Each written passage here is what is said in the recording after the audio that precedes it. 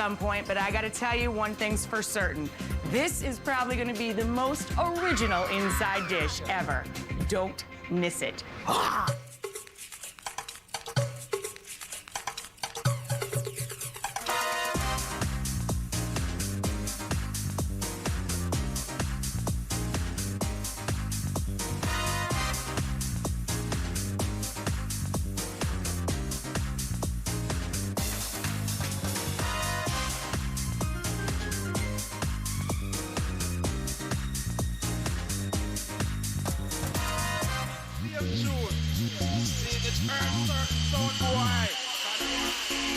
Penn and Teller have performed thousands of shows together, and in every one of them, Penn does all the talking and Teller never speaks.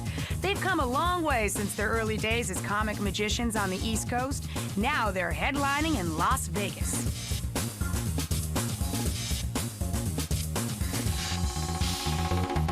With hip new casinos, exotic restaurants, and fantastic shows, Vegas is a lot more than just gambling and $4.99 buffets.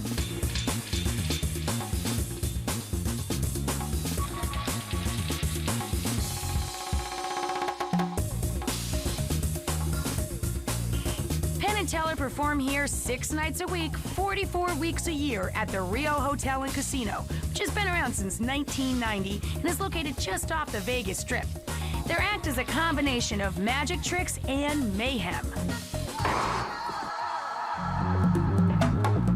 Like Vegas's other casinos, the Rio has many fine themed restaurants. Today, I'll be eating some great treats at the Voodoo Lounge and Cafe, one of Penn and Teller's favorites. Located 51 stories above the ground, the Voodoo Cafe has a patio that affords some amazing views of Las Vegas. Inside, its Black Magic Island decor is the perfect setting for the fabulous seafood that is this restaurant's specialty. Let's check in with Chef Joseph Hamill to see what's cooking. Tonight, Penn and Teller are coming, but this time they're bringing Rachael Ray. We have a couple special things from them, flown in fresh, right to the middle of the desert. First, we're gonna start with our blue water platter of seafood. Here we have some fresh Maine lobster, some Gulf shrimp, some jumbo lump crab, and some fresh Fanny Bay oysters. Penn and Teller eat here probably about once a week. They come in, a couple of their friends, their stagehands and things like that. Just got the lump crab. We're gonna dress it with some of our lemon dressing. The Absolute vodka shooter. We have some fresh herbs here, some micro basil and opique basil. And there you have our blue water platter. Okay, so I have no idea what to expect out of this lunch because I'm meeting in a place called the Voodoo Lounge with you guys. And you're not going to mess with the food. Well, no, right? we don't believe in voodoo. You know, I mean, when you've got hardcore skeptics, you don't have to worry about any of that. No dolls with pens. And if we did, it wouldn't work. So you don't have to worry about that. And I think Teller's got some food stuff he wants to do, but I'm just here to eat. Do you guys cook at all, or do you get a chance to cook? I think Teller fancies himself a breakfast cook, don't you? He likes to make breakfast now. Guys are good at the breakfast and the grilling. I hardly, some people say, I don't even, I just microwave. I hardly even microwave. Do you guys have to eat in restaurants all the time now? I mean, do you just work around the clock? No, we used to. We used to always have to. We used to be on the road all the time, but now we're here at the Rio, just downstairs. It's 44 weeks a year, 6 nights a week. So I still eat at a restaurant every night. I eat at the restaurant downstairs, only because it's closer than this one to the theater. And Teller eats at home an awful lot, but I eat at restaurants most time. Do you eat to live or live to eat? Well, I eat fast and I eat a lot, but I don't think I'm pretty much omnivorous. I'll eat anything. I eat anything put in front of me. I eat everything too. That was the choice given to my. That was the choice given from my mom. There's dinner. You eat that and you eat that all. You eat all of that. What about the magic? Do you guys just sit at home and? I mean, how do you come up with new material for the act? That's got to be a little scary. I think your view of that, if we just sit at home, is pretty accurate, except it's often Starbucks. Well, I mean, sit at home and throw forks at each other and test yourself. You don't want to start. You don't want to start that. Well, the important thing is, how do you come up with this stuff? We do tricks, and that's really important. That we're not really doing stunts. There's a big difference, and I think it's not only artistic, but it's also philosophical. I mean, we're expecting people. We have people up from the audience, examine guns, load guns, fire them into each other's faces, and ostensibly catch the bullets in our teeth. Now, when you come to see that, you know you're coming to see a trick, and that's a beautiful thing. You see a bullet in my teeth? I do. Hold your hand right here, spitting it. Recognize that bullet, Charlie? That's the one? It's a celebration. It's a roller coaster. You go on a roller coaster, and what you want out of art is for the intellectual and the visceral to collide as fast and as hard as possible. You want to get on the roller coaster, and your heart wants to say, okay, we're going to die now. And your mind goes, well, if they were killing people every time, the insurance rates would be astronomical. They can't be doing that. So those two things fight, and that makes you feel really, really alive.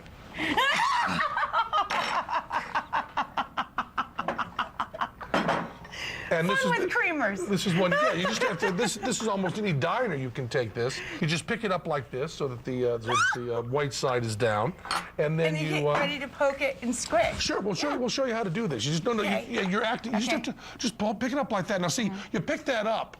When no one's paying attention. Right. Okay. You just kind of hold your hand there naturally, and then you start monkeying with your eye with a fork like Teller did. Yeah. And then they go, oh boy, she's playing with her eye. Fun's a coming. I also want to say to people at home, if there's any doubt in your mind that you might actually stick the fork in your eye, don't even try it. Don't even think about it. Okay. We're taking a chance with her here, but she has professional. No, you play with your eye a little bit, and then when you get everybody's attention, you just put this up like you were going to look through it, like that. Right. Okay. So the paper side is out. Right. Kind of like look through, like more telescopy, and then you're going to do 3 things at once. Okay. You're going to puncture, you're going to squeeze, and you're going to scream like a Mother Hubbard. And do it toward the cameras to get a good shot of you here.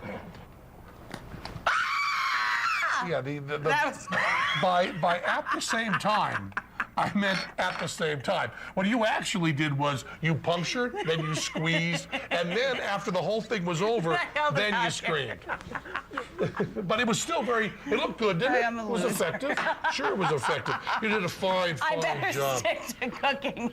See, absolutely. A little later, we'll see me cook, and then we can compare the two and see who does better at what they don't do best. When we come back, I find out how Penn and Teller met, and we'll get a chance to dig into the Voodoo Cafe's delicious appetizers. Ahi flying in. Flying ahi.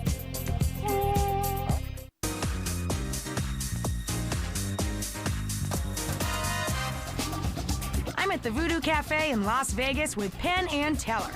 Now that I've gotten a chance to try one of their food tricks, I'm ready to eat. Nice. How pretty. For you, sir. Oh, thank you. Nice. Chefy fella. How are you? I'm good. Tell me what we're eating.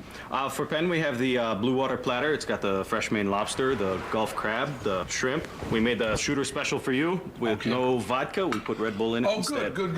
Red Bull. Red cool. Bull. So there's caffeine in that, right? Just a little. Okay, because I don't drink caffeine either. So now I'm going to be jacked up. Oh, I'm frightened now. Oh, God. Thanks so much. Whose genius was that to say, let's give the big hyperactive guy a little bit of Red Bull? It's an inside secret. Let's see if he actually hurts her. And? He's got the blackened seared ahi with the chayote squash slaw. You wear it so well. And it dances. And for you, the shrimp cocktail with the black bean gazpacho on the avocado salad. This is gorgeous. Can I ask you what'd you put on the shrimp here? Because it's tasty. It's just got a zesty cocktail sauce.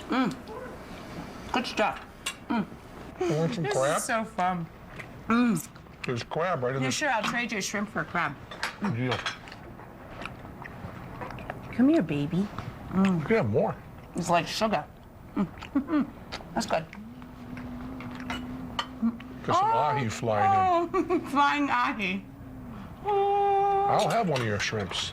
Give one to your friend there, too. It's not my friend, Pass my it business down. partner. All right, well, give one to the strong silent type in the corner there. Do you save a lot of time in the day by not talking? All right, now let's talk about how multifaceted you guys are. Yeah, let's talk about that. You're a musician, yes. I play upright bass. Teller plays vibraphone. Vibraphone. And then I play upright bass in the show. The show starts at 9 every night. And then at 8, I come out with a fabulous jazz pianist, Mike Jones. And we play an hour of pre-show bebop jazz. Cool. While people are coming in, and I play the upright bass. You can tell by my fingers touch those. Oh, yeah. See how you get the big You calluses. can feel the on. calluses on them, yep. You used to teach, is that true you used to teach Latin? Teller was a teacher, Latin and Greek, in a high school outside of Trenton. That's awesome. I forgot what level of Dante's hell that is, but it's one of the inner rings. It is definitely Teaching in Latin there, though, in for Trenton, sure. yeah. Lobster here, too. So I think you made a really good career choice. Again, not that you get what I think, but there's not a lot of call for that anymore, right? Meanwhile, what more could you put in a day? In addition to being accomplished performers on stage, television, and film, Penn and Teller are also authors. They've written How to Play in Traffic, Cruel Tricks for Dear Friends, and my personal favorite, How to Play with Your Food. You'll find out how to do the fork in the eye trick in that book, as well as other great gags like the James Bond fancy schmancy restaurant card trick, the Oliver Stone melon head trick, and how to get your ethical vegetarian friends to eat veal. There are also recipes for funny dishes like Swedish lemon angels and bleeding heart gelatin dessert. Now that we've heard about their successful projects, let's find out how Penn and Teller met. So how did you two meet? I mean, how did you start this? We were both in Nam together. And you carried him out during a big gunfight. Actually, he carried me out, which is Excellent. I owe him everything. I mean, he's teaching Latin in New Jersey, so I was in high school. That's kind of a long way from... I was in high school in Massachusetts. We met through a mutual friend, and I then moved to New York right after high school, and Teller would buy me dinner. Cool. Because he had a job. He was a teacher, and I was... And got money, yeah. Yeah, and I was just hitchhiking and pretty much living off the street. And so he bought me dinner and got my attention. And we put the show together when I was like 19. And we've been together working on the show ever since. Wow. How many years now? Over 20 years? 30. No. 30 years. Seriously? Yeah. Wow. Stick around for a succulent signature main course. And then Teller gets creative with the leftovers. You've never seen crab claws like this before. Oh, that's cute. Look, it's like a little gremlin or something. It's a bat.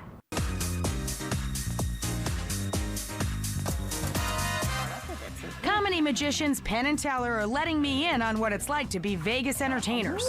Ooh, that looks so good. We're about to start on our second course at Rio's Voodoo Lounge. Look at that. Wow.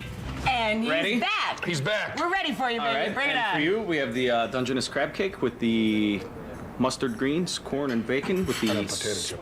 And a potato chip. Excellent. And for you, we have the beefsteak tomato and Maytag blue cheese salad. Nice. And for you, the seafood gumbo. Excellent. I haven't tried mine yet. You know, you picked a great town to live in for food, though, I have to say. That wasn't true, 10 years ago. Though. No, It's I just know. really They're changed. all new, wonderful restaurants here, and all of the world's best chefs want to have a restaurant here. Many of them already do. I love that Fiamma. There's a little Italian trattoria over in MGM that's great. This food is fantastic. You're hard-pressed to find really bad food here. Oh, I could take you out for bad food. You could find it. No, you sure? You can find bad food. How often do you rotate new stuff into the We got about. We do about 90 minutes a night, not counting the jazz beforehand. So we do about It's a long show. 3 hours, 3.5 hours of stuff that's pretty much current, that we've done recently and that we like. And we probably put a couple different bits in, maybe 3, 4 new bits in a year, and just rotate stuff out. We also might put in something that's just, because once you put in one new bit, because of having to put gimmicks on us and stuff, getting one of us off stage, it changes kind of the whole show. It changes the flow of everything, yeah. Well, yeah, but also we have to do sneaky stuff, If one of us has to have something hidden, we have to be off stage long enough to do that. Because, we go off stage, we do costume changes that no one can tell, because we always wear the gray suits. So we have gray suits with different things in the pockets. It's kind of like, Batman's utility belt. Exactly. We have That's a special cool. gray suit for things. The best tomatoes in the world grow in the desert. Really? Oh, yeah. You want a real desert climate. Sandy soil? Sandy soil and no water. And about 120 degrees gives you these wonderful tomatoes. That's nice. The great thing about this restaurant is that everything that we're eating here is grown within a 5-mile radius of the actual restaurant. It really is. That's their whole thing here, you know. So the crab, Fresh local ingredients. Yep. everything. It's all macrobiotic. Oh, sure. You come up here and what is You that? can barely Oh, get the in the door. sausage. Yeah. The pigs are right downstairs in the casino. There's a lot of pigs in the casino. Absolutely, Yeah. there are. Is there anything you guys don't eat though? Do you have any foods you hate? He's not fond of Tripe? Tripe. Yeah, the tripe. Tripe, it's not a pleasant idea to me. I'm not big on the insect stuff. Yeah. I was eating like, you know, roaches and stuff on Fear Factor and cicadas. And I'm not big on. I'm not into the bugs. I'm either. kind of Western in that. Well, you eat the crab, Yeah. which is just an arachnid, you know. It's Which the same it's a big family. sea spider. Big water sea spider, yeah. Big sea spider. Hello. Hello. Hello. Hello. Hello. While Teller entertains us with more food tricks, let's check out the kitchen and see what's on for the main course. Now we're going to start on the lobster thermidor that Penn is going to have. It's just a classically cooked dish. It's got a lot of crab meat. This is the lobster sauce, made with heavy cream, tarragon, shallots, bay leaves. We are going to stuff that in our pre-cooked lobster shell. We'll put some breadcrumbs on, finish it in the oven a little bit. Perfect. Here are our lobster claws to go to the rest with that meal for Penn. Some tender asparagus and baby carrots, seasoned with a little fresh olive oil, sliced shallots, chopped parsley. For Penn. Oh, look at this. Oh, wow. You yelled at my lobster, really, didn't you? Well, I don't think he heard me. Okay. Hello. Oh, that's gorgeous too. Oh, yeah. Sea bass, Yes. lobster, lamb, right? Roast Colorado lamb with Nice. fingerling potatoes and asparagus. And for you, the thermidor with the lump crab and lobster, and the bacon wrapped sea bass with braised leeks and cherry tomatoes. Nice. Thank you. Enjoy. Fabulous. Thank you, Joseph. Now, see, Teller's real mentor, his high school theater teacher, was a guy named David Rosie, whose favorite food in the world was lobster thermidor. Oh, so yeah? Teller wrote an email and said someone has to order that in honor of Rosie. So this is in honor of Rosie. Oh, that's cool. Sea bass is fabulous. Everything here is excellent. This is some good lobster goodness in here. Is that one of your favorite foods? Do you have a favorite food? My favorite food is Jell-O, orange Jell-O with carrots grated and crushed pineapple, and then with a little bit of Miracle Whip on top. So my mom always made me. It's my favorite food. Again, me without a pen. No, it's really good. It's a texture thing. Nice. Oh, that's cute. Look, it's like a little gremlin or something. It's a bat. You don't even look anymore. You're like, yeah. I've seen that before. I don't believe I liked it the first time I saw it. I guess I gotta give it a fair chance and go back. Don't go anywhere. Teller's gonna show us one last trick. And put it right in there and make the sauce like that. Oh, how Vegas. I'm almost too full for dessert. But since it's garnished with chocolate showgirl legs, hey, I can't resist. It's a chocolate mousse with a milk chocolate creme brulee center, and it is so good. I'm going right into the center there of the thing. I just kinda to came see on if the there's side. anything special going on in the center. Wow. A white chocolate carnation and a chocolate sauce top it off. I've had a great meal here at the Voodoo Cafe, but before I leave, Penn and Teller have one more food trick from their book that they want to show me. Teller's come up with a way to serve pasta, and since you've been talking about your Sicilian stuff. Yeah. If you have just a regular bowl of spaghetti to serve, you can serve this in a way, if you set it up by taking your spaghetti sauce, putting it in there just like that.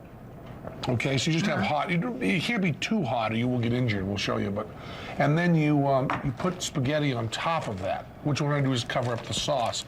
And this is called pasta alla stigmata. Oh, So you no. serve it out like this. Now what you have What you have is, when you serve that, people won't notice, that there's anything in there. Put a little more on there, and they won't be able to see it at all, let alone not notice. And then you serve it out like this, and then when you bring it out, you go, "Oh no, I forgot the sauce. How stupid can you get?" And then you slit your wrists and put it right in there and make the sauce like that. Now, once again, if you have any doubt that you cannot take a knife and put it against your hand in fake cutting, you think you might do that for real, don't try it. But that's a nice way to serve pasta. Also, make sure the sauce in the spaghetti isn't too hot. I think I'm going to save that one for Christmas Eve dinner with all the fam. They'll like that. Excellent. They'll like that. And that'll give me 9 good months to practice, which I definitely need. Isn't that nice? That's an awesome way to end the day, guys. Thank you so much. I appreciate you spending your few hours off with me and playing with food.